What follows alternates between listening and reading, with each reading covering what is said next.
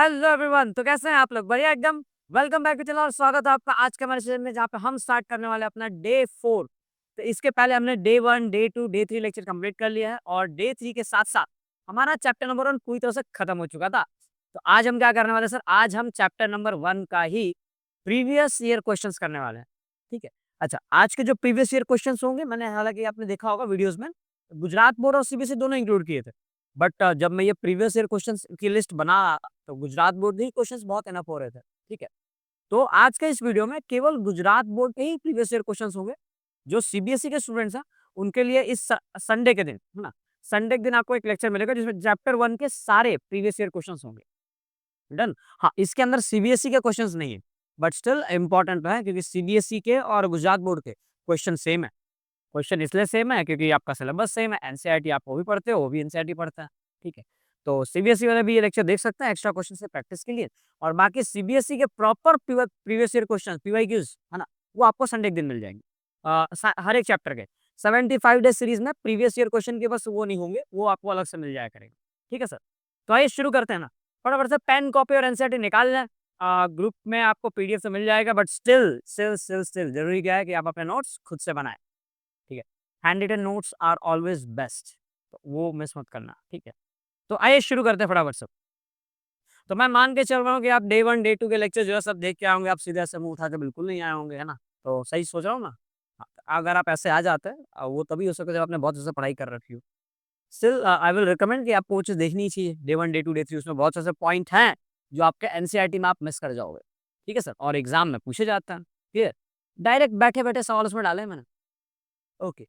तो क्वेश्चन हमारे पास what is the HCF of 18 and 81। तो 18 का और 81 का एचसीएफ क्या है, ये मैंने आपको पहले सिखा रखा था कि एचसीएफ कैसे निकालना है। अब ध्यान रहे, एचसीएफ का फॉर्म क्या होता है? ये होता है हाईएस्ट हाईएस्ट कॉमन फैक्टर। मैंने आपको बताया था कि हाईएस्ट के अंदर पावर लेने हैं लोवेस्ट, उल्टा। तो इसमें जो पावर हम लेंगे वो कौन से लेंगे? लोवेस्ट। तो सबसे पहला काम ये, गुजरात बोर्ड 2024 का ही सवाल है ये। सबसे पहला काम ये है सर कि आप जो है, ये स्टैंडर्ड मैथ्स का सवाल है, 18 को प्राइम फैक्टराइज करें। 2 से करोगे 9 आएगा, 3 से करोगे 3 आएगा, 3 से कर दिया तुमने 1 आ गया। 81 को फैक्टराइज करोगे, 3 से कर दिया 27 मिलेगा, फिर 3 से कर दो। ये आपको जो है 9 मिल जाएगा, फिर 3 से कर दो, आपको 3 मिल जाएगा, फिर 3 से कर दो, आंसर 1 आ जाएगा। इसके बाद इसके बाद आपको लिखना है कि सर 18 इज इक्वल टू क्या मिला आपको? 2 इंटू 3 का स्क्वायर। 3 दो बार है तो 3 का स्क्वायर हो जाएगा। और 81 इज इक्वल टू क्या मिल रहा है हमें? 3 का पावर 4 मिल रहा है, 3 का पावर 4। अब आपसे पूछा गया सिर्फ एचसीएफ, तो हमें सिर्फ एचसीएफ का ही आंसर देंगे हम। So HCF of 18 81 is equal to, HCF में ध्यान रहे वही नंबर उठाना है जो दोनों में आ रहे हैं। क्या दोनों में 2 है? बिल्कुल नहीं, 2 नहीं लेंगे। 3 दोनों में आ रहा है, तो आपको 3 लिख देना है सर। अब दूसरी बात ये कि पावर लोवेस्ट है तो कौन सा 3, ऊपर वाला कि नीचे वाला? तो छोटा तो मुझे ऊपर वाला दिख रहा है, हम छोटा ये आंसर लिख देंगे अपना। तो 3 का स्क्वायर यानी हमारा इसका आंसर आ जाएगा 9, और ये है आपका इसका आंसर। क्लियर? तो बढ़ते हैं नेक्स्ट क्वेश्चन की तरफ। तो नेक्स्ट क्वेश्चन क्या है हमारा? Next question is HCF of 17, 23, 29 is 1 true और फॉल्स। 1 मार्क का सवाल है, सेक्शन 1। अब अगर ध्यान से देखो, ट्रू फॉल्स पूछा गया है। 17 एक प्राइम नंबर है, किसी के टेबल में नहीं आता।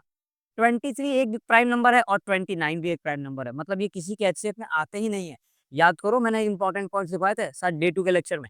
बताया था कि अगर 3 प्राइम नंबर्स होते हैं पी क्यू आर, तो उनका जो एचसीएफ होगा वो कितना होता है? आर। ये मैंने सॉरी 1 आता है, ये मैंने आपको डायरेक्टली लिखवाया हुआ था। तो ये अगर प्राइम नंबर आप समझ पा रहे हैं तो आपको डायरेक्टली दिखेगा कि हाँ, इसका एचसीएफ 1 ही आएगा और ये चीज ट्रू है। तो आप डायरेक्टली इसको ट्रू मार्क करें और आगे बढ़े। नेक्स्ट क्वेश्चन क्या है हमारे पास? Next question is prove that 5 + 2 root 7 is irrational. और ये कब आया? 2023 में आया हुआ था। ठीक है? तो इस टाइप के सवाल आपको प्रैक्टिस करना बहुत जरूरी है। हालांकि ये सीबीएसई में इसके चांसेस ज्यादा होंगे, सीबीएसई वाले स्टूडेंट्स के लिए। हाँ, गुजरात बोर्ड में बहुत रेयर है, लेकिन आ सकता है ना? ऐसा नहीं है कि नहीं आएगा, आ सकता है। ठीक है? तो कैसे करेंगे आप? तरीके मैंने इसलिए बताए थे। आपको सबसे पहला काम लिखना ये है, let let 5 + 2 root 7 be a rational number. ये है आपका पहला स्टेप। पहला तो रैशनल नंबर। तो सर जी, रैशनल नंबर तो वो होता है जिसको हम पी बाई की फॉर्म में लिख सकें। इसका मतलब ये है कि 5 + 2 रूट 7 को हम पी बाई की फॉर्म में लिख सकते हैं। बिल्कुल सही, पी बाई की फॉर्म में लिख दिया आपने। हाँ, यहाँ पे ये मेंशन जरूर करना कि q is not equal to 0, और दूसरा मेंशन करना कि HCF of p comma q equals to 1। क्या है सर ये? इसका मतलब क्या हुआ? क्यों करते हैं? ये पहले ही बताया था इसका मतलब ये है कि अब ये आगे डिवाइड नहीं होगा। जैसे अगर 6/9 लेके रखा है मैंने, तो ये कट के दिख रहा है? ये अगर आप 3 के टेबल से करो, 3 2 जा और 3 3 जा, 2/3 आ गया। लेकिन क्या 2/3 आगे डिवाइड होगा क्या? नहीं। तो मैं आपको यही बता रहा हूँ कि ये जितना भी एकदम सिंपलेस्ट फॉर्म में रखा गया है, ये भी आगे डिवाइड नहीं होगा प्योरली। क्लियर? कहने का मतलब यही है, एचसीएफ 1 होने का मतलब तो यही हो जाता है आपका। नेक्स्ट स्टेप में क्रॉस मल्टीप्लाई करो। क्रॉस मल्टीप्लाई मत करो, एक 5 उधर लेके आ जाए। तो ये हो जाएगा 2√7 is equal to p/q minus 5। LCM लेंगे यहाँ पे, तो हमें मिल जाएगा 2√7 is equal to p minus 5q divide by q। अच्छा, तो यहाँ से मिल जाएगा आपको √7 is equal to p minus 5q divide by 2q। यहाँ तक क्लियर है क्या? यहाँ तक किसी को कोई डाउट होगा भी तो मुझे कैसे बताओगे? बोल थोड़ी पाओगे, है ना? हाँ, कमेंट कर सकते हो। होगा तो आप कमेंट करके बता सकते हो। देखो आगे क्या करना है। इसके बाद आपको लिखना है सिंस, यहाँ से हम स्टार्ट करेंगे। सिंस सेम टू सेम आप यही लाइन चिपका के आओगे ना बोर्ड में, एक नंबर नहीं कटने आपके। सिंस कौन-कौन से वेरिएबल्स है? p है, q है, 5 है और 2 है। सिंस p, q, 5 एंड 2 जितने भी आपको यहाँ पे दिखा सारे छाप लो आप। p, q, 5 and 2 are integers, ये सारे के सारे इंटीजर्स हैं, आर इंटीजर्स। ये सारे के सारे क्या है आपके? इंटीजर्स हैं। अच्छा, therefore therefore p minus 5q upon में 2q इज रैशनल। अच्छा, अगर ये इंटीजर हैं तो इंटीजर्स को जोड़ने पे डिवाइड करने पे आंसर क्या आता है? रैशनल आता है। तो ये तो रैशनल होने चाहिए। अच्छा, अगर ये रैशनल है सो √7 is also rational, is also rational. ये कैसी बात कर रहे हो सर आप? गंदी गंदी बातें सिखा रहे हो क्या? नहीं नहीं, देखो, सो √7 इज ऑल्सो रैशनल। ये मैंने क्यों लिखा? क्योंकि दोनों इक्वल है। अगर ये क्वांटिटी रैशनल है और ये इसके इक्वल है तो ये भी क्या होना चाहिए? रैशनल होना चाहिए, है ना? तब मैंने लिखा कि सो √7 इज ऑल्सो रैशनल। यहाँ से आपका असली खेल शुरू होता है, असली आंसर आप यहाँ से लिखोगे। But this contradicts the fact, this contradicts the fact that √7 is irrational, √7 is irrational। This contradiction है और उसके बाद लिखेंगे, उसके बाद हम इससे लिख देते हैं। देखो, this contradiction has arisen, this contradiction has arisen due to our wrong assumption, due to our wrong assumption, wrong assumption। अच्छा, लास्ट पे आप मेंशन करते हैं therefore 5 plus 2√7 is irrational, irrational। Clear है क्या? ये है आपका दूसरा सवाल। सेम टू सेम आप इसी पैटर्न में आप छाप सकते हैं। Done sir. आगे बढ़े तो नेक्स्ट क्वेश्चन है हमारे पास एचसीएफ ऑफ 35 एंड 22 कैसे निकालेंगे हम? देखो, तो इसके निकालने के लिए लिखो 35 और इसे 5 से डिवाइड करते आ जाएगा 7 और 7 से डिवाइड करते ही आ गया आपका आंसर 1। सिमिलरली 22 को अगर मैं प्राइम फैक्टराइज करूँ तो 2 से कर दूंगा 11 आ जाएगा, 11 से कर दूंगा 1 आ जाएगा। अब यहाँ पे कोई मत बोलना सर मेरे से नहीं आ रहा है, मुझे तो समझ नहीं आ रहा है ना भाई, इतनी टेबल तो तुम्हें आनी चाहिए। ठीक है, बिल्कुल आनी चाहिए इतनी तो। ठीक है, अब लिखे यहाँ पे सर जी 35 बराबर हो जाएगा 5 गुने 7 और 22 बराबर हो जाएगा 2 गुने 11।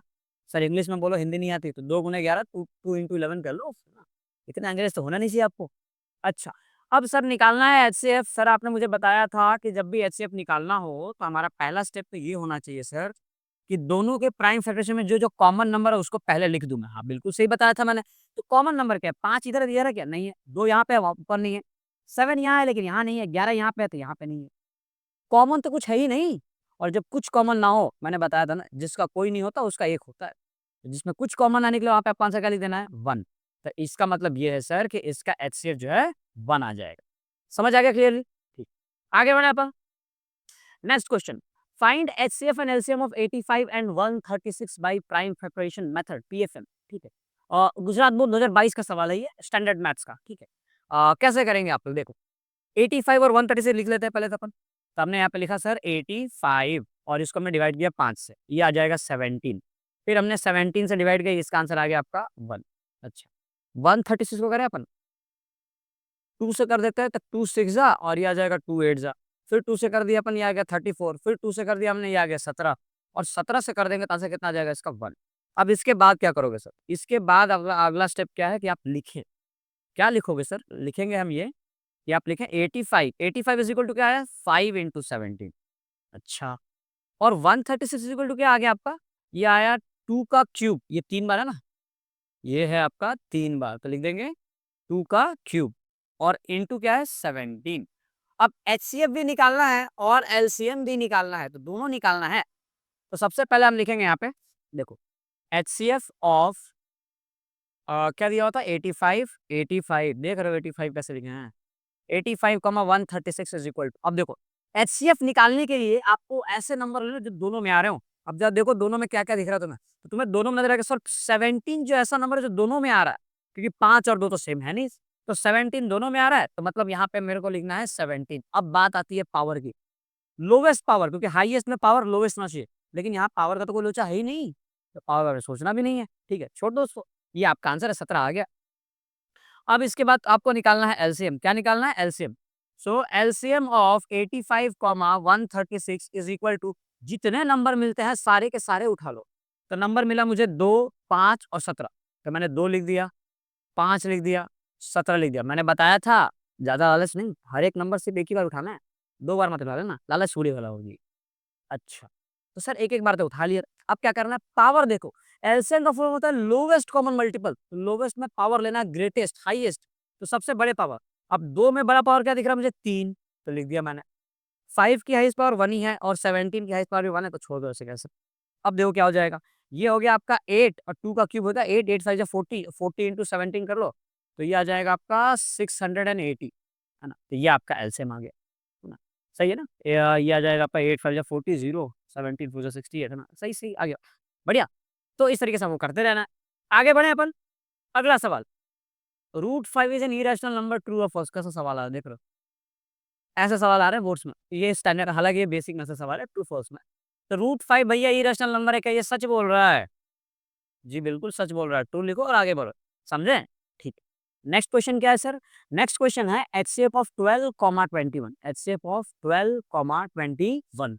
अच्छा सर ये कैसे होगा? 12, 21 का एचसीएफ निकालना है, तो फटाफट से एक काम करो, 12 को ऐसे प्राइम फैक्टराइज़ करो, 2 से किया, 2 से करने पे कितना आ जाएगा ये? 6 आ जाएगा, 2 से कर दो 3 आ जाएगा और 3 से कर दो आंसर आपका 1 आ जाएगा। मैं 2 से डिवाइड करना भूल गया था अभी कुछ देर पहले, ऐसा मेरे साथ अक्सर होता है। 21 को करो 3 से आ गया 7 और 7 से कर दो आंसर आ गया आपका 1। बढ़िया, मिटा दो। सर जब आप भूल सकते हो तो हम क्यों नहीं भूल सकते? ये बात भी सही है। इसीलिए कहते हैं रिवीजन करते रहना। ठीक। इस पे मैं तुम्हें एक बहुत अच्छी बात बताऊँ, है ना? एंड में बताता हूँ, चलो। क्या कर सकते हैं? अब निकालना है एचसीएफ, तो लिखो यहाँ पे ना सबसे पहले तो HCF of 12, 21 is equal to, दोनों में कौन-कौन सा नंबर सेम है भाई? लिखो पहले यहाँ पे 12 इज़ इक्वल टू 2 का स्क्वायर इंटू 3 और 21 इज़ इक्वल टू 3 इंटू 7। दोनों में कुछ सेम दिख रहा है क्या? सर मुझे सेम दिख रहा है। कौन सा नंबर? देखो ये 3 आ रहा है, आया कि नहीं आया? और इसमें भी 3 आ रहा है। अच्छा, तो 3 सेम है? इसका मतलब है कि यहाँ पे 3 लिख देंगे और हाईएस्ट कॉमन फैक्टर में पावर लेना है लोवेस्ट, लेकिन अगेन 3 में तो पावर का लोचा है ही नहीं, तो सोचना ही नहीं है, आपका आंसर 3 है और यही आपका एचसीएफ है। समझे? ठीक है, चलो आगे बढ़ाता हूँ। नेक्स्ट क्वेश्चन है आपका 2520 इज इक्वल टू 2 का क्यूब। ये गुजरात बोर्ड 2022 का सवाल है, जुलाई मंथ का। जुलाई मंथ समझते हैं आप? जो रिपीटर्स बैच के एग्जाम देते हैं, मार्च में तो होता है ओरिजिनल आपका, तो रिपीटर में जो री एग्जाम होते हैं तो उस वाले बैच का पेपर है ये, ठीक है, 2022 का ही। तो 2520 इज इक्वल टू 2 का क्यूब 3 का power p into Q into 7, then p is equal to dash and q is equal to dash. कैसे करोगे? प्राइम सब्ट्रैक्शन का सवाल है ये। लिखो यहाँ पे 25-20। अच्छा, अगर तुम्हें याद हो तो मैंने 25-20 के बारे में तुम्हें एक कहानी सुनाई थी, भूल गए क्या? भुला गए? भुला गए तुम? देखो बताया था मैंने कि 25-20 जो है इकलौता ऐसा नंबर है जो 1 से लेके 10 तक हर एक नंबर से डिवाइड होता है, बताया था। ये मैंने आपको बताया होगा डे 2 के इम्पोर्टेंट पॉइंट्स में, है ना? सबसे पहले यही था, पहला स्लाइड यही था, है ना? 25-20 सबसे छोटा ऐसा नंबर है, इकलौता ऐसा नंबर है जो 1 से लेके 10 तक हर एक नंबर से डिवाइड होगा, सबसे छोटा, ध्यान रखो। तो सर अब इसको करेंगे कैसे? प्राइम फैक्टराइज़ करो, 2 से किया देखो ये 1 आ जाएगा, ये 2 आ जाएगा, ये 6 हो जाएगा, ये 0 हो जाएगा, फिर 2 से कर दो ये 6 आ जाएगा, ये 3 आ जाएगा और क्या आएगा सर? ये तो 0 हो जाएगा, सही बात है। अच्छा, और क्या कर सकते हैं? फिर 2 से डिवाइड कर लेंगे, तो 2 3 जा 6 और 2 1 जा आपका 2 हो जाएगा, 5 आ जाए 315 आ गया। अच्छा, अब ये आगे कैसे होगा? ये 3 के टेबल से तो जाएगा नहीं, 3 के टेबल चला जाएगा, हाँ, 3 से कर दिया हमने, ये आ गया आपका 1 0 और ये आ जाएगा आपका 5। फिर ये 5 फिर 3 से हो जाएगा, फिर 3 से डिवाइड करो, तो 3 3 3 जा 9 और 3 5 जा 15, 5 से हो गया। अब 5 से डिवाइड करेंगे अपन तो ये आ जाएगा 7 और क्या बच रहा है सर? 7 से डिवाइड कर लो, आपका आंसर आ जाएगा 1। सही है। ये कर दिया मैंने प्राइम फैक्टर्स। अब देखो इसको लिखते हैं। अब इसको लिखते हैं। कैसे लिखेंगे? 25 20 is equal to 25 20 is equal to 2 कितनी बार आ रहा है? 2 3 बार है। लिखो 2 का पावर 3 इनटू 3 कितनी बार आ रहा है? 1 2 2 बार आ रहा है, तो लिखो 3 का पावर 2 इनटू 5 कितनी बार आ रहा है? एक ही बार आ रहा है और 7 भी एक ही बार आ रहा है, तो लिखो 5 इंटू 7। अब आप ये देखो कि आपको पूछा है 3 का पावर p, तो 3 का पावर कितना है? यहाँ पे 2 है, यानी p की वैल्यू 2 आ गई आपकी। सही है। और 3 के बगल में जो नंबर है वो q है, यहाँ पे नंबर कौन सा आ रहा है? 5, तो q की वैल्यू कितनी आ जाएगी आपकी? 5। तो ये आपका p की वैल्यू और ये आपके q की वैल्यू आ गई। नेक्स्ट करें अपन। नेक्स्ट क्वेश्चन क्या हमारे पास? LCM of 23, 35 and 46। ठीक है, एलसीएम पूछा गया है, तो अगेन निकालना तो आसान ही है। एलसीएम में लोवेस्ट है तो पावर लेंगे अपन हाईएस्ट। ठीक है, तो फटाफट से तो प्राइम फैक्टराइज करेंगे। देखो अब यहाँ से तुम्हें अंदाजा लग जाएगा यहाँ एग्जाम में सवाल पूछे कैसे कैसे जा रहा है। तो हमने पहले 23 को देखा, तो 23 को देखते ही समझ आया कि सर ये प्राइम नंबर है, तो इसका कोई काट नहीं सकता, मतलब 23 से ही कटेगा ना। हाँ, तो 23 का हमने जो है यहाँ पे 20 से डिवाइड किया, तो इसका आंसर 1 आ जाएगा। 35 कर लो। 5 से किया सर 7 आ जाएगा, 7 से कर दिया सर आंसर 1 आ जाएगा। चलो ये भी हो गया। 46 को कर लो। 2 से किया 23 आ गया, और फिर 23 प्राइम नंबर है, 23 से करेंगे आंसर 1 आ जाएगा। हो गया सर आपका प्राइम फैक्टर। अब आगे बताओ क्या करना है। जैसे ही प्राइम फैक्टर हो जाए वैसे ही तुम यहाँ पे तीर चला सकते हो। तुम लिखो 23 is equal to 23, 35 is equal to लिखो 5 गुने 7, 5 इंटू 7, और 46 इज इक्वल टू आप लिखे 2 इंटू 23। अब देखो असली खेल यहाँ शुरू होता है, यहाँ से ही तो असली खेल शुरू होगा सर। अब आपको देखना ये है, क्या देखना है आपको? देखना ये है कि इनमें से एलसीएम निकालना है, तो सारे नंबर उठा लूंगा मैं। तो मैंने पहले लिख देना है यहाँ पे एलसीएम ऑफ 23, 35, 46 यानी 46। अच्छा, तो एलसीएम में सारे नंबर उठा लो, तो 23 आ रहा है, 5 आ रहा है, 7 आ रहा है, 2 भी आ रहा है, और फिर 20, लेकिन 23 एक बार ही उठाएंगे अपन, 2 बार नहीं। ठीक है, तो 2 5 7 लिख दिया मैंने, 2 इंटू 5 इंटू 7 इंटू 23। सारे नंबर आ गए। अच्छा, क्या कहीं पे पानी पावर का कोई लोचा नहीं है। अब आप इसको मल्टीप्लाई कर लो, आपका आंसर आ जाएगा। अच्छा, तो ये कितना आ जाएगा? 2 5 जा 10, 10 7 जा 70, 0 आ गया। 7 7 21, 1 हाथ से बचा 2, और 7 दूनी 14 और 2 16, 16 16 है ना? हो सकता है कोई गलती तो नहीं करी मैंने, फिर से एक बार चेक कर लेते हैं। 5 10 70 0 7 21 1 2 7 दूनी 14 2 16, हाँ बिल्कुल सही, एकदम परफेक्ट है। मल्टीप्लाई करके आप आंसर चेक करना, सही है सर। तो ये हमारा आज का आखिरी क्वेश्चन है। ठीक है, हमने 2023 से लेके 24 के भी सवाल इंक्लूड किए। 24 23 22, 22 के मार्च और 22 के जुलाई स्टैंडर्ड बेसिक सारे कवर कर दिए। और जो सवाल इसमें मिसिंग है वो सवाल को मैंने डे 1 डे 2 डे 3 में करवा चुका हूँ।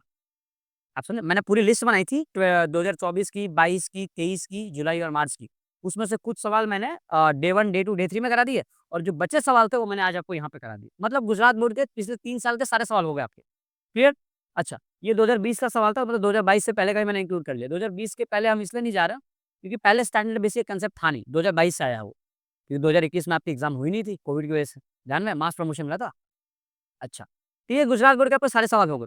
सीबीएसई वाले बच्चों के लिए देखो, मेरे को इंपॉर्टेंट ये था बताना कि सीबीएसई वाले जो स्टूडेंट परेशान ना हो, और सीबीएसई वालों के लिए इस संडे के दिन लेक्चर आएगा जिसमें स्पेशली केवल सीबीएसई के लेक्चर्स रहेंगे, सीबीएसई के पीवाईक्यूज रहेंगे। ठीक है, और इनफैक्ट गुजरात बोर्ड के स्टूडेंट्स को भी जिन्हें एक्स्ट्रा प्रैक्टिस करनी हो वो सीबीएसई क्वेश्चन अटेम्प्ट कर ले, बहुत फायदेमंद रहेगा आपके लिए। ठीक, हो सकता है कभी कभार कुछ क्वेश्चन मैच भी कर दें, है ना, क्योंकि ट्रिकी थोड़ा बहुत आप ट्रिकी क्वेश्चन आप सीख जाओगे उसके अंदर।